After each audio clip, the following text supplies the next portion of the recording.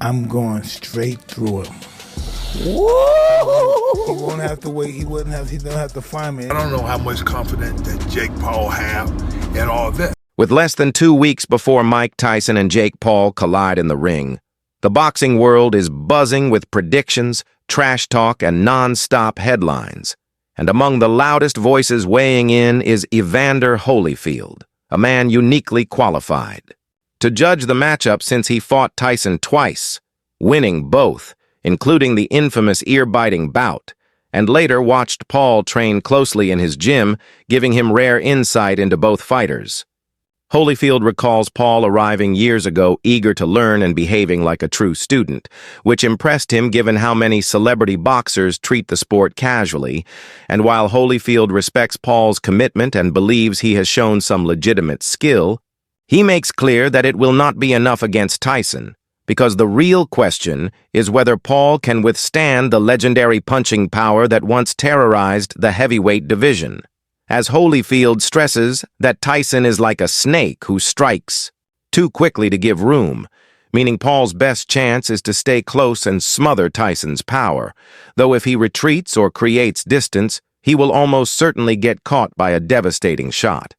Holyfield admires Paul's willingness to take risks against fighters like Tyron Woodley and Anderson Silva, but warns this is different because Tyson's punches come from another dimension of force and carry a weight no MMA veteran could replicate. And he wonders aloud if Paul can truly take a clean hit, noting that Tyson's age brings questions of stamina, yet insisting that even a slower Tyson still possesses the raw strength to end matters with a single blow. So for Paul, the fight will hinge on closing distance and enduring firepower, while Holyfield candidly adds that Tyson has in the past tired and even quit when exhausted, making stamina a key unknown over 8 rounds, though he also cautions that Paul may not last long enough to test that.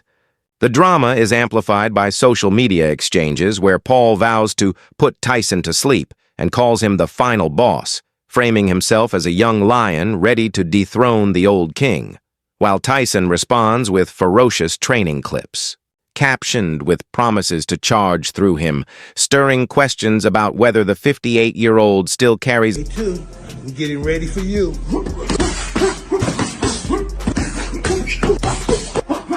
real concern, because while he still hits extremely hard, the later rounds could be dangerous for him, predicting Tyson will decide early whether to finish Paul quickly or pace himself for 8 rounds, while Lennox Lewis, who famously beat Tyson in 2002, believes Paul may be in trouble since Tyson retains ring IQ, body shot power, and headshot instincts that far exceed Paul's experience. Though he concedes boxing at Tyson's age is grueling, requiring constant movement and endurance, and expects Paul to rely on speed and footwork to survive, both men underline that Tyson's aggression and experience remain formidable weapons, even if youth favors Paul, with Lewis frankly admitting Tyson is likely motivated by a massive payday, but still capable of overwhelming Paul if he lands cleanly. Meanwhile, fan anticipation surges even as ticket prices plunge dramatically, with some seats dropping from over $400 in July